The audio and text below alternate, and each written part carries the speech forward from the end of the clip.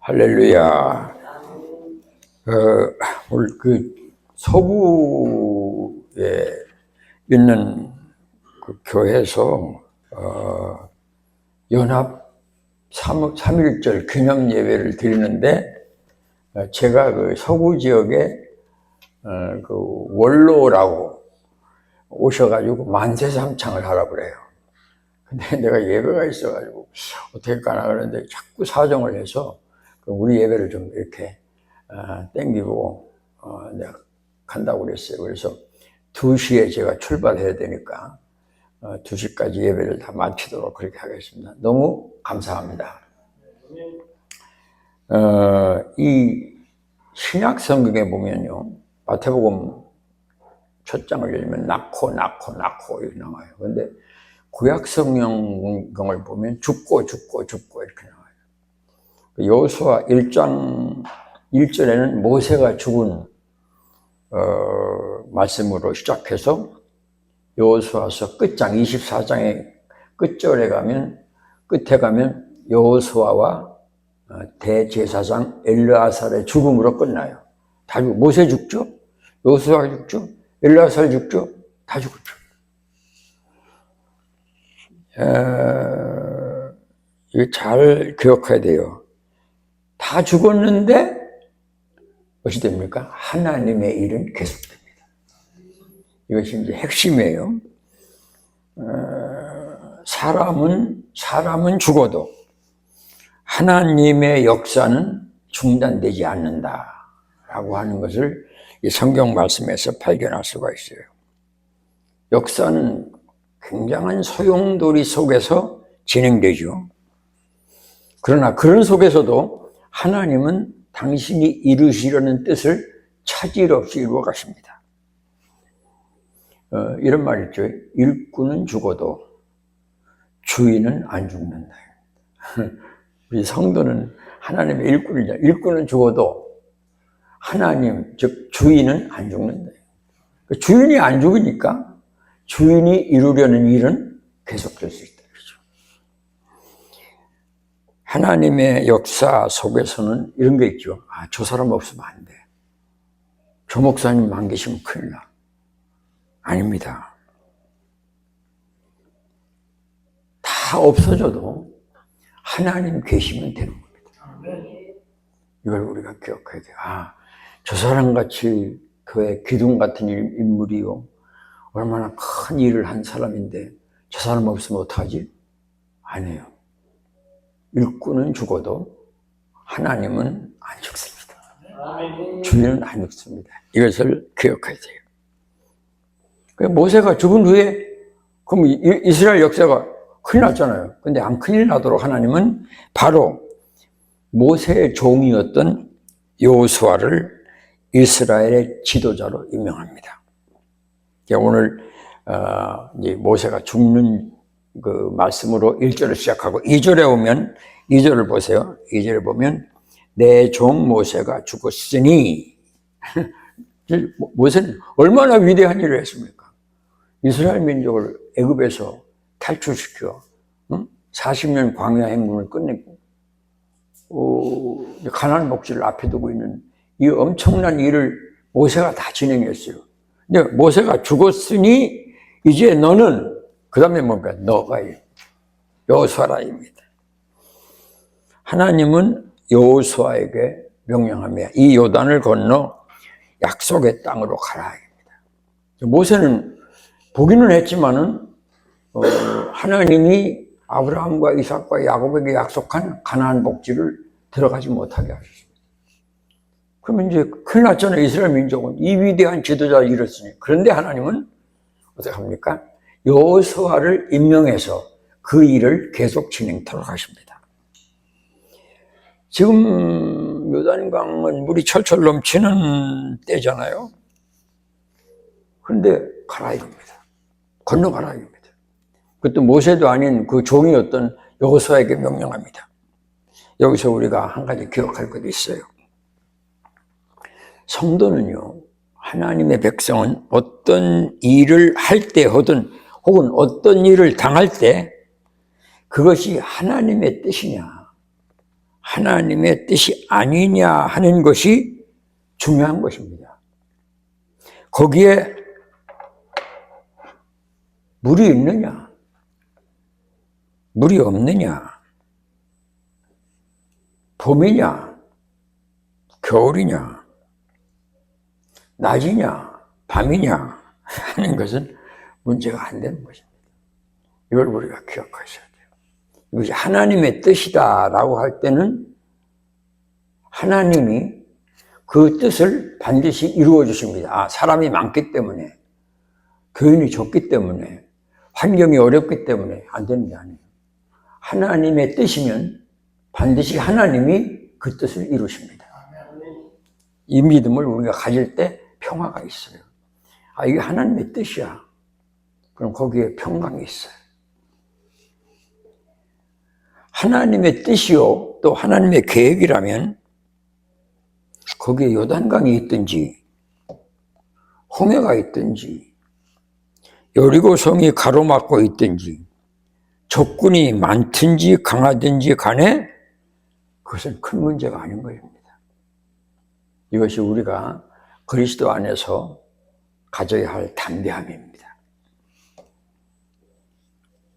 반드시 여러분 아셔야 돼요. 물이 있으면 하나님의 뜻 안에서 그 물은 마르게 되고, 산에는 하나님의 길을 내주시고, 성벽은 우리를 앞을 가로막고 있는 여리고 같은 성벽은 하나님이 무너뜨려 주시고, 적군은 그 강력한 안악자손 같은 강력한 적군입니다. 그 안악자손에 비하면 이스라엘은 메뚜기입니다.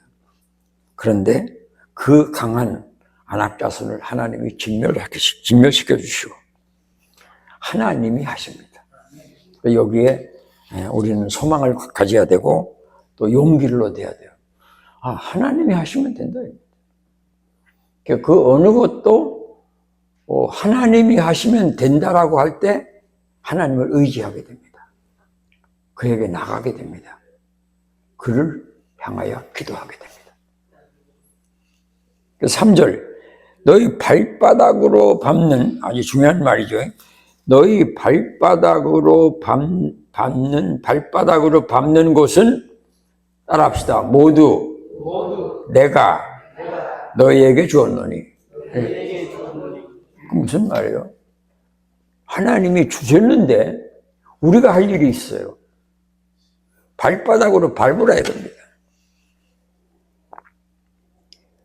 그 시인 괴테가 유명한 말이었죠. 하나님은 우리 인간에게 아주 맛있는 호도를 주셨다. 호도 주셨는데 까서 주시지는 않았다. 그 아내들은 그 맛있는 호도를 먹으려면 하나님이 우리에게 주셨는데 우리는 어쩌야 됩니까? 그걸 깨가지고 코 구멍에서 맛있는 걸 꺼내는 수고를, 발로 밟는 수고를 하나님의 자녀는 해야 된다. 여러분, 천국은요, 침노하는 자가 빼앗습니다. 하나님 우리에게 주셨어요. 근데 우리는 어떻게 하면 침노를 해야 돼요. 가서 밟아야 돼요. 가야 돼요. 밟아야 돼요. 차지해야 돼요. 이것이 하나님이 자기 백성을 향하여 주시는 은혜입니다. 근데 이런 경우에 우리가 어떻게 하지? 이스라엘 민족이 가나안 복지는 안악자손이 있어. 안악자손은 얼마나 크고 강한지 우리는 거기에 비하면 메뚜기야. 메뚜기가 어떻게 안악자손을 이깁니까? 못 이기죠. 그런데 이기게 하시는 분은 내가 아니라, 내가 이기는 것이 아니라 하나님이 이기게 해주시는 거예요. 이것이 성도가 가진 은혜요, 축복입니다. 이런 하나님의 말씀과 언약에 대한 확증을 가지면 대단히 성도는 세상이 감당치 못하는 사람이 되는 거예요. 그때 야곱처럼 약복강 나루에서 하나님과 씨름할 수 있는 거예요. 씨름이라고 하는 건 다른 말로 하면 기도입니다. 하나님과 인간이 씨름할 수 있습니까? 그건 내가 얘기했죠. 우리 막내 아들이 종종 5, 6살 유치원 다니고 그럴 때 아빠 씨름할까 그래. 그럼 그거 들어가서 집어던져도 되는 거예요.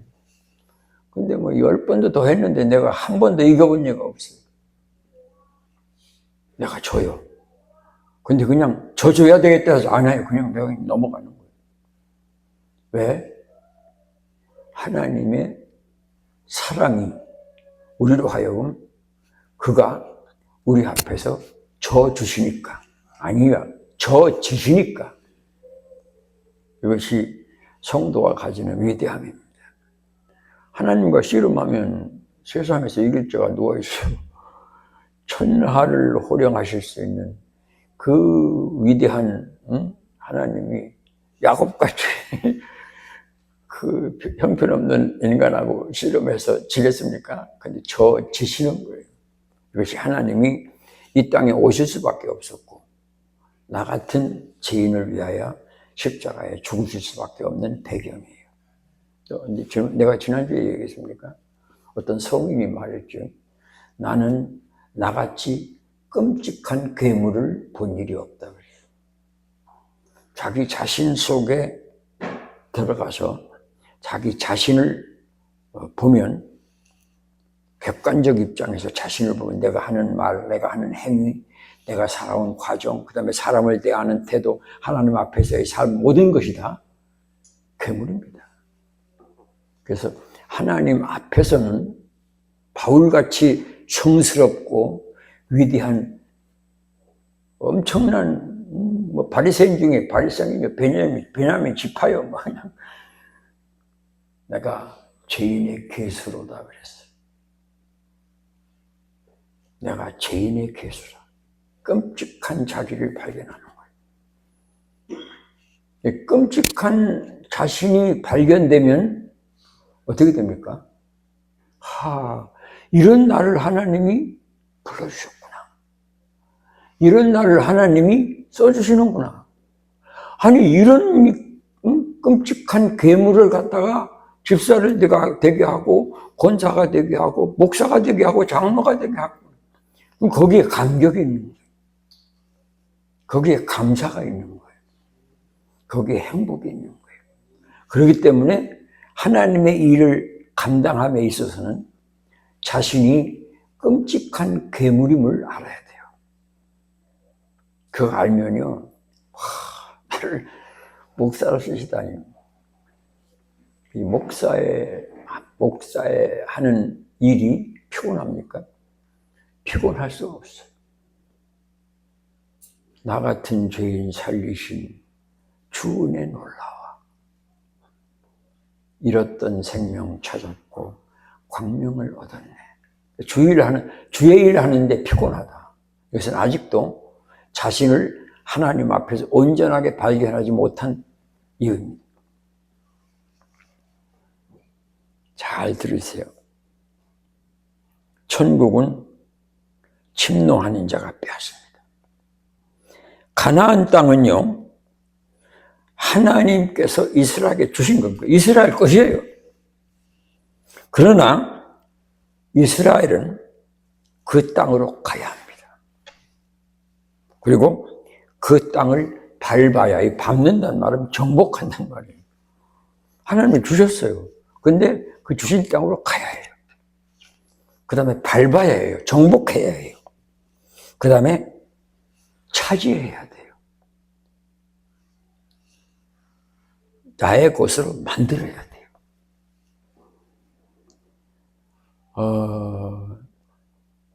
예수를 믿으면서 이런 그 하나님의 언약에 대한 확증 속에서 그 하나님의 언약을 통하여 가고 얻고 정복하는, 나의 것으로 만드는 이런 과정을 갖지 못하면 참 성도로서 행복이 없어요. 나 천당 간다 이겁니다. 나 천당 간다 이겁니다. 어떤 분이 나한테 이제 언제 미국 가셨냐? 1963년도에 갔다. 우리나라가 그때 국민소득이 70달러인가 밖에 안 됐어요. 지금 얼마인지 아세요? 4만 달러가 다 돼요. 몇 배가 올라가는지 몰라요. 그 가난한 때, 뭐 그냥 굶어 죽는 거예요, 그냥. 애들이 그냥 학교 와가지고 어떤 여학생 애는 그냥 얼굴이 벌겋단 말이에요. 그게 담임선생님이 불렀단 말이에요. 술 냄새가 난단 말이에요. 팍 때렸단 말이에요. 너 종아리 걷어. 그 여선생님이 그냥 막 해초를 때렸다. 왜 술 먹었어? 선생님, 우리 집에 쌀이 떨어져서 그 술 만드는 거기 그 공장에 가서 지게미가 나왔길래 하도 배가 고파서 우리 식구가 그걸 먹었다. 선생님이 때리다가 이 여학생을 끌어안고 같이 우는 거예요. 그 참혹한 가난한 시절에 미국을 갔습니다. 그때 미국 간다는 건요, 설명할 수가 없는 행복이에요. 비자를 받으려면요, 법무부, 무슨 부, 외무부, 하여튼 온 데를 다 돌아다녀야 돼요. 그래서 비자를 마침에 미 대사관에 가서 신청을 해가지고 받아요. 너는 이제 됐다, 이겁니다. 그때 가졌던 그 행복과 기쁨, 설명이 안 돼요. 그런데 여러분, 나 천당 간다 이겁니다. 이것이 하나님이 우리에게 언약한 것을 취하는 행동이에요. 가야 되는 거예요. 믿어야 되는 거예요. 취해야 되는 거예요. 발로 밟는 거예요. 이 과정 속에 들어가면 노래가 나오죠. 여기 아까 조금만 부른 찬송이 나오죠. 이건 뭐 세상 사람이 알 수 없는 노래입니다. 세상 사람이 이해할 수 없는 삶입니다. 세상 사람이 갈 수 없는 길입니다. 그러니까 우리가 이렇게 와서 오후에 이렇게 좋은 날, 응? 여러분 이렇게 와서 찬송하고 그냥 갑니까? 흥분하죠. 세상 사람이 볼 때 객관적인 입장에서 보면 좀 미친 것들입니다. 저것들요, 돌았지. 그 예수 믿으면 돌았다 그러네. 그것이 우리가 그리스도 안에서 예수 속으로 들어가고 발로 밟고 그 언약한 바를 취하는 이 행복을 세상 사람들은 모르는 거예요. 그래서 그리고 나서 이제 이스라엘 민족에게 그 약속의 땅을 이 4절에 보면요, 약속의 땅을 이제 설명합니다. 4절. 광야와 레바논에서부터 큰 강 유브라데 강까지 곧 해쪽 속에 온 땅과 또 해지는 대해까지 너의 영토가 되리라. 이건요, 다윗 시대만 이 영토를 잠시 차지했어요. 얼마나 넓은지 몰라요. 근데 하나님이 약속했어요. 여러분, 이런 걸 알면요, 와, 하나님이 어마어마한 걸 주셨구나. 이거 알면 어찌 됩니까? 가슴이 불타죠. 다른 거 아무것도 바랄 게 없는 거예요. 하나님의 언약 속에 들어가면. 5절서부터 9절까지는, 한마디로 말하면 5절서부터 9절까지는 마태복음 28장 18절에서 20절, 우리 하나님 성천하시면서 마지막으로 하시면서 너희가 딱 끝까지 이르러 내 증인이 될 터인데 두려워하지 말라. 왜? 내가 세상 끝날까지 항상 너희와 함께 있으리라. 이게 지금 이 말씀과 같은 뜻이에요. 그러니까 여호수아서를 구약의 사도행전이라고 그럽니다. 조금 더 내가 부연해서 잘 설명하고 싶은데 다음 주에 여호수아서 조금 더 설명할 테니까 그때 들으시도록 하고, 오늘은 아하, 여호수아가 구약의 사도행전이구나, 이것만 먼저 생각하시면 좋겠습니다. 그래서 주님께서 오늘 말 강하고 담대하라입니다. 앞에 안악 자손이 있든지 해족속이 있든지 브리스 족속이 있으니 관계가 없다. 가나안 7 족속이 다 강해요. 거기 여리고 성도 있어요. 아이 성도 있어요. 정복할 능력이 전혀 안 돼요. 우리는 오합지졸해요. 그런데 강하고 담대하라입니다. 왜? 하나님이 함께 하시겠다. 세상 끝날까지 우리 주님이 함께 하실 줄 믿습니다. 그래서 찬송하는 거예요. 그래서 기도하는 거예요. 그래서 평안이 있는 거예요. 야, 이거 이렇게 되면 어떻게 되지? 그런 거 있는 거예요. 그러나 그렇게 돼도 결국 그 일을 통하여 하나님이 합력하여 유익하게 하시는 당신의 사랑의 계획이 계시기 때문에 우리는 평안을 얻는 거예요. 소망을 갖는 거예요. 그 다음에 이제 마지막으로 부탁한 말씀입니다. 한번 따라합시다. 율법을 지켜 행하라. 네, 7절 말씀입니다. 근데 우리에게 주시는 책임입니다. 보세요. 7절 말씀에 오직 강하고 극히 담대하여, 그냥 담대하는 게 아니라 극히 담대하여 나의 종 모세가 내게 명령한 그 율법을 다 지켜 행하고 우러나 좌우나 주시지 말라. 그리하면 한번 따라서 어디로 가든지 형통하리라. 근데 우리가 취한다, 밟는다, 정복한다, 이게 무슨 뜻이에요? 하나님의 율법을 지키는 거예요. 하나님이 우리에게 주신 계명들이 있죠. 살인하지 말라, 간음하지 말라, 도둑질하지 말라, 내 이웃을 탐내지 말라. 이런 그 계명으로 우리에게 명령하신 말씀들을 우리가 이제 지키는데 좌로나 우로 치우침이 없이 바로 지켜라 이겁니다. 근데 이 지키는 능력도 하나님을 믿은 믿음 안에서 가능한 거예요. 지금 우리 교단이라고 말하나 아주 큰 교회 수만 명이 모이는 큰 교회 목사님이 굉장히 큰 곤궁에 처했어요. 그 얘기를 내가 듣고 그 목사님들 앞에서 그런 얘기했습니다. 사람은 뒷모습이 아름다워야 된다. 떠날 때 아름다워야 된다. 뒷모습은 우리의 최후의 뒷모습은 죽음입니다. 죽음도 아름답게 끝맺음해야 합니다. 옛날에 우리 강의할 때 어떤 목사님이 그런 얘기를 해요. 자기가 섬기던 교회 장로님이 세상을 떠나시는데 아마 치매가 걸린 건지 그건 잘 모르겠어요.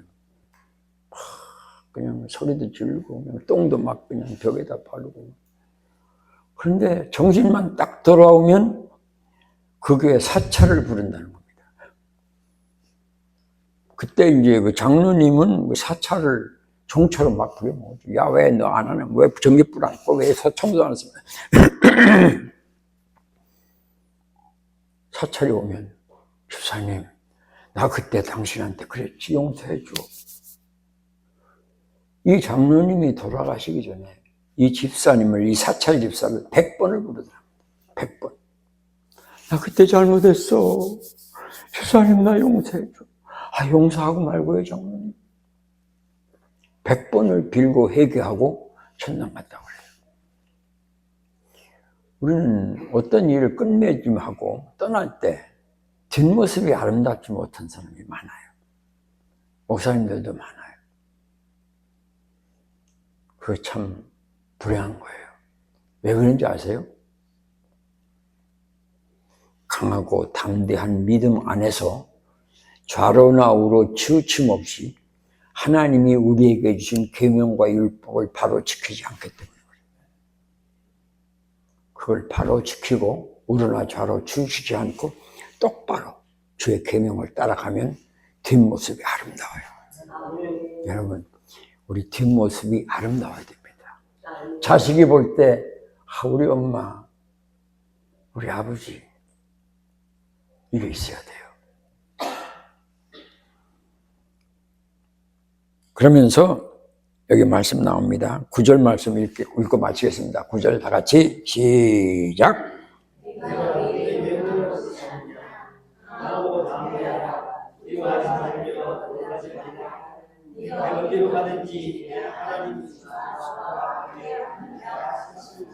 한번 따라합시다. 내가 어디로 가든지 하나님께서 함께 하신다. 이런 그 언약에 대한 확증을 가지면요, 굉장히 담대해져요. 결국은 모든 일을 하나님은 늘 기억하셔야 돼요. 하나님은 당신이 보내신 독생자 예수 그리스도를 주시고 구원해 내신 하나님의 백성을 중심하고 세상 역사를 진행하셔요. 그렇기 때문에 모든 일이 합력하여 선을 이루어요. 조금 쉽게 얘기합시다. 우리가 자녀를 위해서 거기 가면 애들한테 안 좋아. 학교 근처로 가야지. 거기 가면 애들 공부하는데 좋아. 며칠 전에 그 엄마 아파트에 의사 되려고 고등학생 의사 되려고 공부하기 좋은 학원 가까운 곳에다가 이사했잖아요. 근데 일주일 만에 불이 나서 다 살았는데 걔만 죽었어요. 참 안타까워요. 어디로 가든지 내 하나님께서 한번 따라합시다. 너와 함께 하시리라. 할렐루야. 우리 찬양 하나 하고 기도하고 마치겠습니다. 제가 2시에 가야 되니까 우리 나오셔서 찬송 하나만 부르고 기도하고 마치겠습니다.